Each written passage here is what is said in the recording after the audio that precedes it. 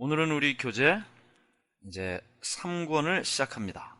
교재가 있으신 분들 3권을 열어주시고요. 6과 예수의 생애와 사명이라고 되어 있습니다. 예수의 생애와 사명. 누가복음 19장 10절 인자에 온 것은 잃어버린 자를 찾아 구원하려 함이니라. 많은 사람들은 무엇을 위하여 사는가라는 질문을 받게 됩니다. 무엇을 위하여 사는가?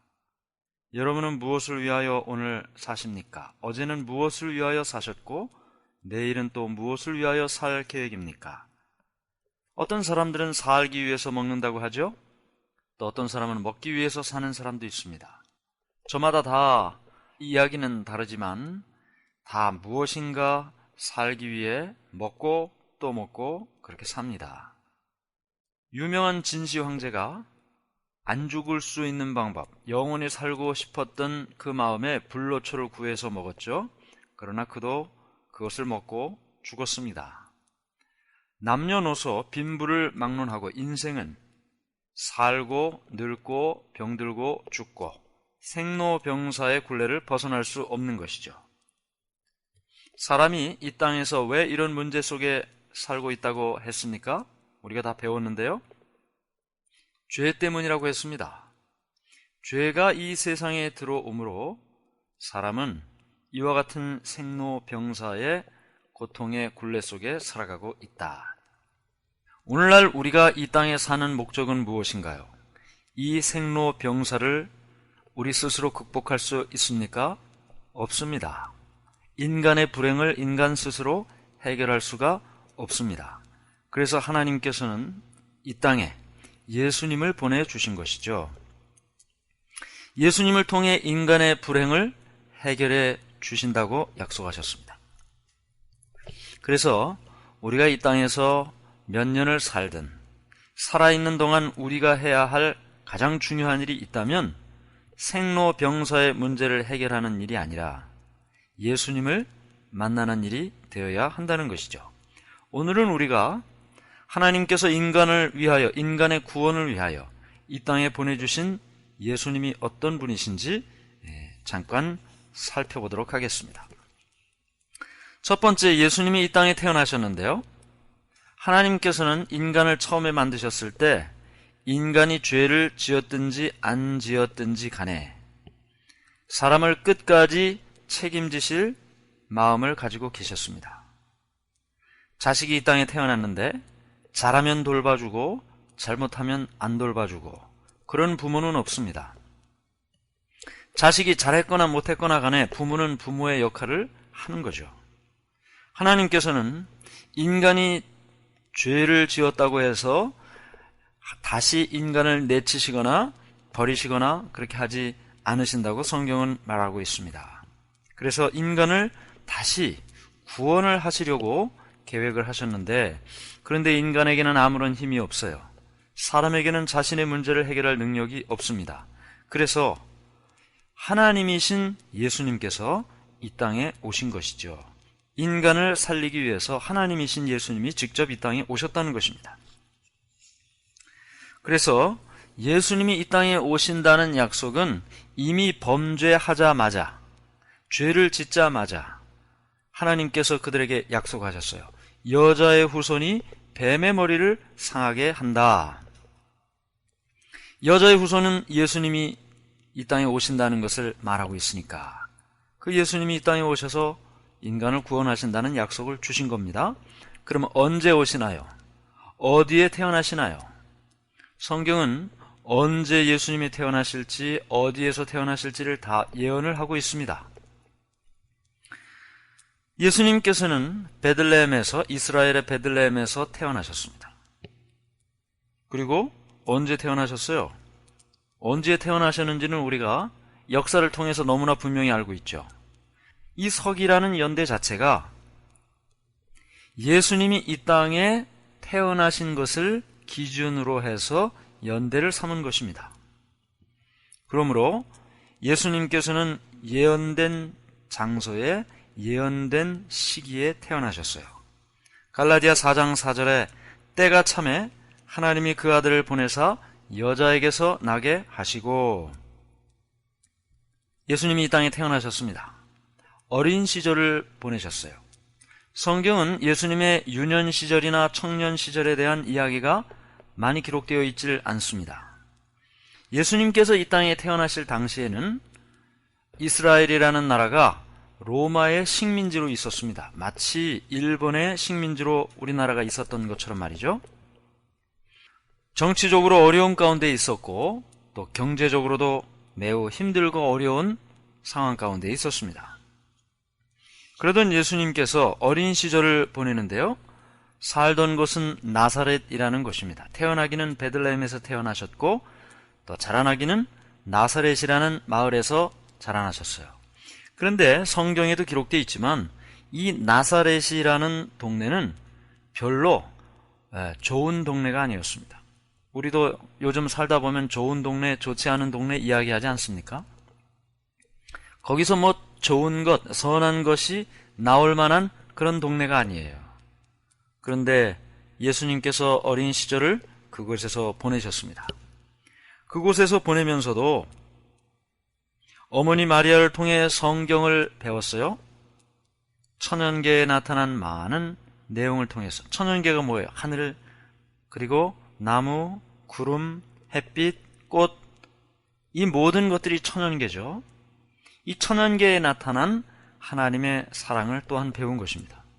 성경에도 하나님의 사랑이 있고 천연계에도 하나님의 사랑이 있죠. 성경과 천연계를 통해 하나님의 사랑을 어릴 적부터 배워 나갑니다. 하나님의 말씀에 순종하는 것을 배우죠. 실천하고 순종하고 겸손하게 살고 이러면서 예수님께서는 그 어린 시절을 보냅니다. 청년 시절 예수님은 어떤 일을 하면서 살았을까?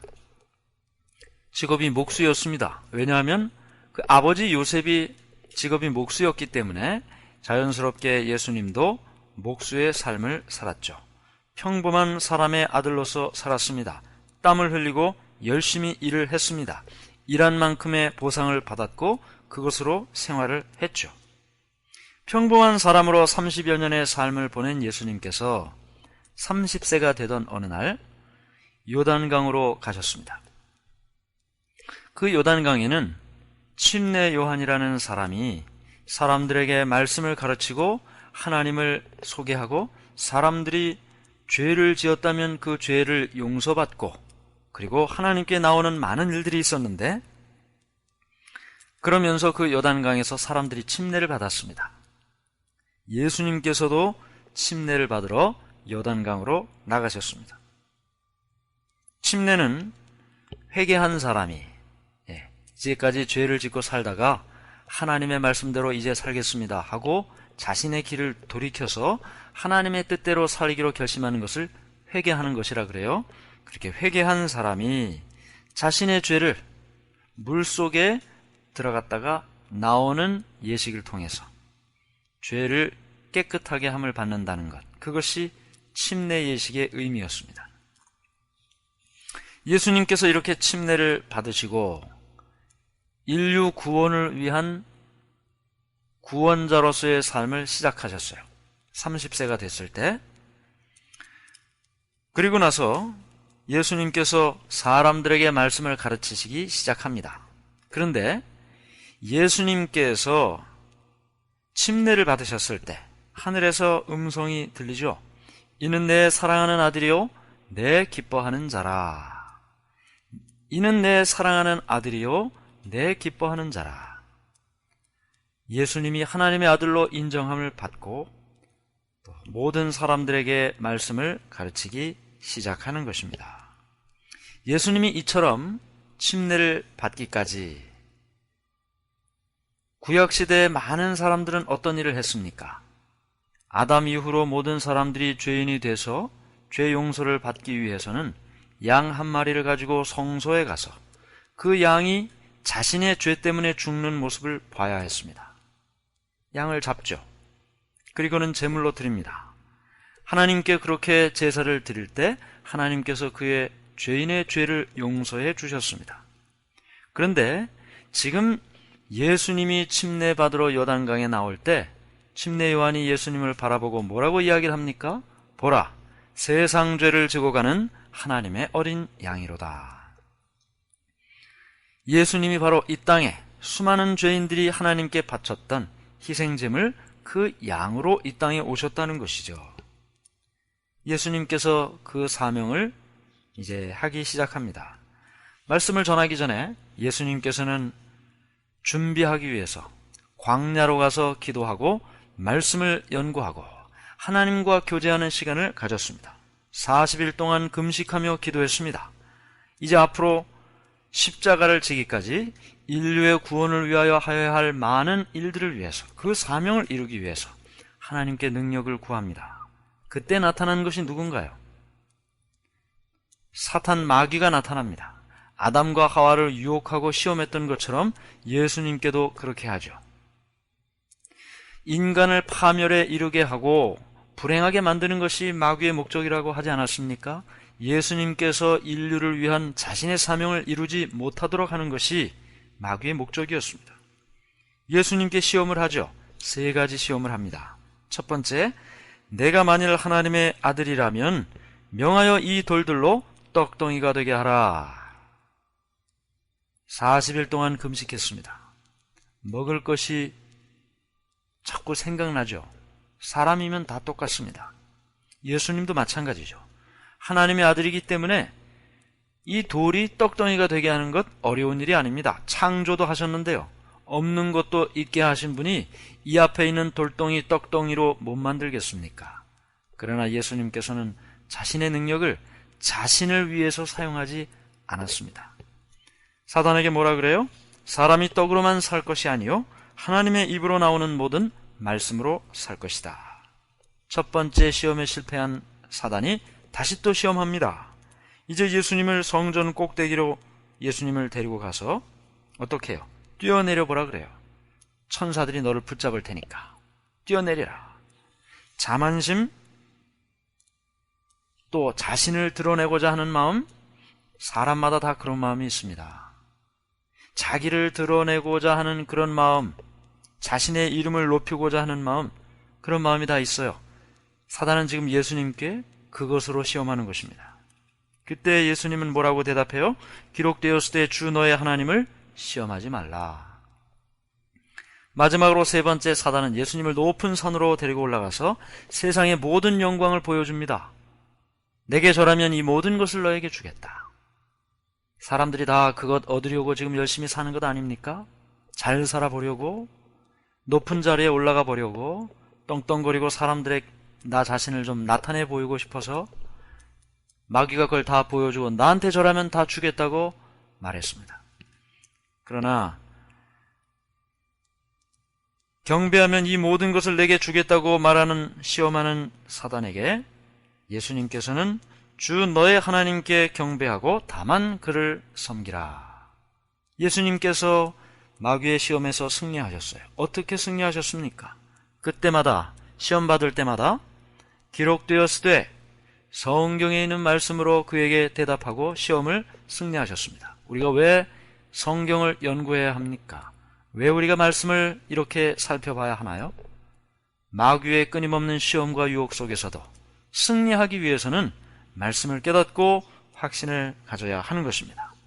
이제 마침내 예수님께서는 시험에서 승리하시고 말씀을 전하고 사람들을 가르치고 병을 고치고 하나님의 은혜의 말씀을 전하기 시작했습니다. 누가복음 4장 18절 19절 주의 성령이 내게 임하셨으니 이는 가난한 자에게 복음을 전하게 하시려고 내게 기름을 부으시고 나를 보내사 포로된 자에게 자유를, 눈먼 자에게 다시 보게 함을 전파하며 눌린 자를 자유케 하고 주의 은혜의 해를 전파하게 하려 하심이라. 배고픈 자에게는 먹을 것을 주셨습니다. 고통스럽게 통증으로 힘들어하는 병자들을 깨끗하게 치유해 주셨습니다. 마음의 갈등과 괴로움으로 힘들어하는 사람들에게는 마음의 평안함을 주셨습니다. 예수님께서 바로 그 일을 위하여 이 땅에 오셨다고 말씀하셨어요. 예수님께서 모든 것을 행하셨는데 마침내 예수님이 해야 할 사명이 무엇이었습니까? 십자가에 달려 돌아가시는 일이었습니다. 예수님은 이 땅에 살기 위하여 오신 것이 아니고 죽기 위하여 오신 것입니다. 사람들은 다 살기 위하여 끊임없이 노력을 하는데 예수님은 자신을 위해서 살기 위하여가 아니라 여러분과 저를 살리기 위하여 죽음을 위하여 이 땅에 오셨다는 것이죠. 인자가 온 것은 섬김을 받으려 함이 아니라 도리어 섬기려 하고 자기 목숨을 많은 사람의 대속물로 주려 함이니라. 마태복음 20장 28절. 죽기 위하여 이 땅에 오셨다고요. 십자가에 달려 돌아가십니다. 그 이유는 자신의 죄 때문에 죽으신 것이 아니죠. 여러분과 저의 죄 때문에 대신 죽으신 것입니다. 우리가 예수님을 알기도 전에 이미 수천 년 전 예수님께서는 우리를 아시고 우리를 사랑하시고 우리를 살리시기 위해서 십자가에 달려 우리의 이름을 부르시고 돌아가신 것입니다. 하나님이 세상을 이처럼 사랑하사 독생자를 주셨으니 이는 저를 믿는 자마다 멸망치 않고 영생을 얻게 하려 하심이라. 요한복음 3장 16절. 오늘 우리가 무엇을 위하여 살아가고 있습니까? 어떻게 살기를 원하고 있습니까? 예수님께서는 우리를 위해서, 우리를 살리시기 위해서 이미 돌아가셨다는 사실을 우리는 십자가를 통해서 바라봐야 할 것입니다. 우리가 잊고 살았던 예수님의 십자가를 오늘 이 아침에 다시 한번 우리의 마음속에 새기고 십자가를 다시 한번 우리의 마음속에 세우고 예수님께서 이 땅에 왜 오셨나? 나와 예수님은 어떤 관계가 있는가? 예수님이 죽으신 그 죽으심 때문에 내가 살아났다는 이 귀한 말씀을 우리의 마음속에 다시 한번 기억하고 승리하며 사는 오늘 하루가 되기를 간절히 바랍니다. 기도하겠습니다. 하늘에 계신 하나님 아버지, 오늘 우리가 다시 한번 예수님을 기억하게 해주시니 주님 은혜를 감사합니다.